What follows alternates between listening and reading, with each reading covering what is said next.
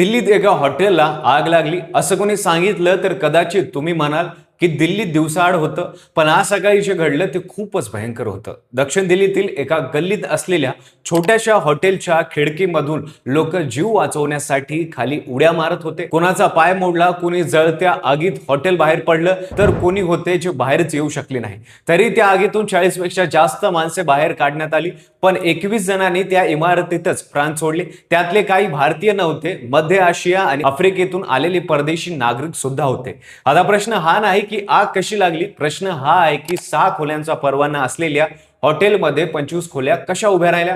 काय आहे संपूर्ण प्रकरण, आग कशी लागली, हॉटेल मालकाने एवढ्या इलिगल रूम्स कशा बांधल्या, सविस्तर पाहू या व्हिडिओच्या माध्यमातून. नमस्कार, मी पंकज आणि तुम्ही पाहताय कसं काय. दिल्लीतील मालवीय नगर हा दक्षिण दिल्लीतील एक दाटीवाटीचा रहिवासी भाग आहे. हौज राणी मार्केट जवळ असलेल्या या परिसरात छोट्या गेस्ट हाऊस आणि बजेट हॉटेलची संख्या मोठी आहे. परदेशी पर्यटन, विद्यार्थी आणि कामानिमित्त येणारे लोक अशा ठिकाणी राहणे पसंत करतात, कारण दर स्वस्त असतो. लेमन ग्रीन हे असेच एका प्रकारचे हॉटेल होते. दिल्ली सरकारच्या बेड अँड ब्रेकफास्ट योजनेअंतर्गत या हॉटेलला केवळ 6 खोल्यांचे हॉटेल चालवण्याचा परवाना देण्यात आला होता. मात्र प्रत्यक्षात तेथे तब्बल 25 खोल्या होत्या, त्यातल्या काही तळघरातही होत्या. 3 जून 2026 रोजी बुधवारी सकाळी 8 ते 9च्या दरम्यान लेमन ग्रीन इन हॉटेलच्या रेस्टॉरंट भागात कुठेतरी ठिणगी पडली. सुरुवातीला सांगण्यात आलं की शॉर्ट सर्किटमुळे आग लागली, पण खरं कारण अजूनही समजलेलं नाही. आग आधी स्वयंपाकघरात भडकली आणि नंतर इमारतीच्या वरच्या मजल्यावर झपाट्याने पसरली. इमारत जुनी होती, गल्लीत उभी होती, बाहेर पडण्याचे मार्ग छोटे होते.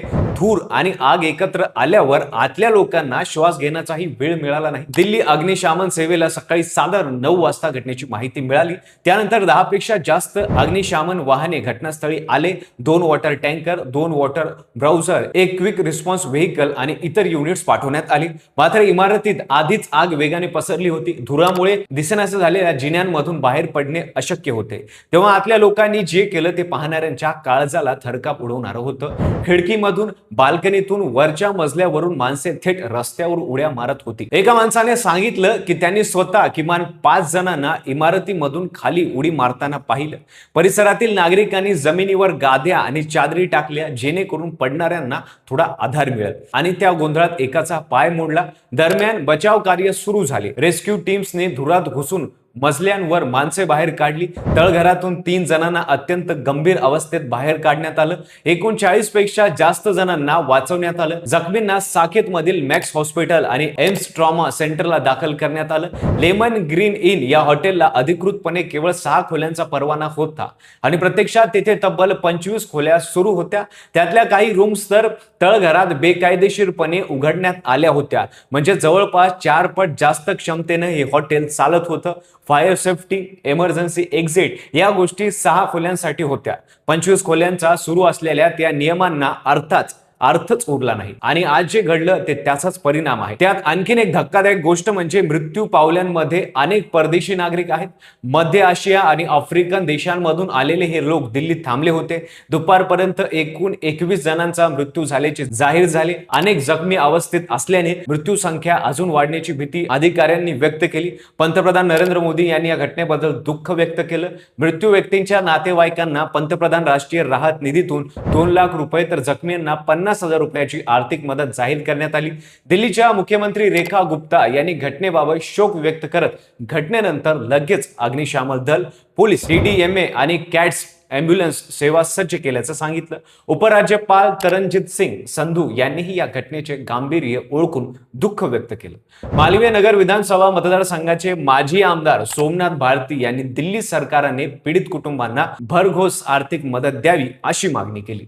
सखोल चौकशी करून जबाबदार लोकांना कारवाई व्हावी असंही ते म्हणाले. प्रशासनाने आता दिल्लीतील सर्व निवासी भागांमधील हॉटेल्स आणि रेस्टॉरंटची कसूल तपासणी करण्याचे आदेश दिले आहेत. प्रत्येक हॉटेलमध्ये किती खोल्यांचा परवाना आहे आणि प्रत्यक्षात किती खोल्या चालवल्या जातात याची माहिती मागवण्यात येणार आहे. फायर सेफ्टीचे नियम पाळले जातात की नाही याची नियमित तपासणी करण्यात येणार असल्याची शक्यता असल्याचे सांगण्यात आले. दिल्लीतील हॉटेलमध्ये आग लागणे काही नवीन नाही. 2019 मध्ये करोल मधील अर्पित पॅलेस हॉटेलला आग लागली तेव्हा 17 जण दगावले होते. तेव्हाही चौकशी झाली, अटका झाल्या, आश्वासनं मिळाली, पण पुढे काय झालं? आज पुन्हा त्याच प्रश्नाचे उत्तर शोधण्याची वेळ आलेली आहे. 6 खोल्यांचा परवाना असलेल्या ठिकाणी 25 खोल्या उभ्या राहतात तेव्हा त्याला केवळ मालकाचा लोभ कारणीभूत नसतो. त्याला मदत करणारे सरकारी कर्मचारी जबाबदार असतात. कारण परवानाधारक 6 खोल्यांचे हॉटेल बघायला येणाऱ्या अधिकाऱ्यांना उरलेल्या 19 खोल्या दिसल्या नसतील का? दरवेळी आग लागल्यानंतरच आपण नियम तपासतो, कोणावर तरी आरोप करतो, मग ती केस वर्षानुवर्ष कोर्टात चालते आणि त्याचं पुढे काय होतं कोणालाच कळत नाही. यापुढे शहरात अशी घटना घडू नये यासाठी आता काय कारवाई व्हायला पाहिजे? तुम्हाला काय वाटतं ते कमेंट्स मध्ये नक्की सांगा. व्हिडिओ आवडला असेल तर लाईक करा, चॅनलवर नवीन असाल तर चॅनलला सबस्क्राईब करायला विसरू नका आणि पाहत राहा फक्त कसं काय.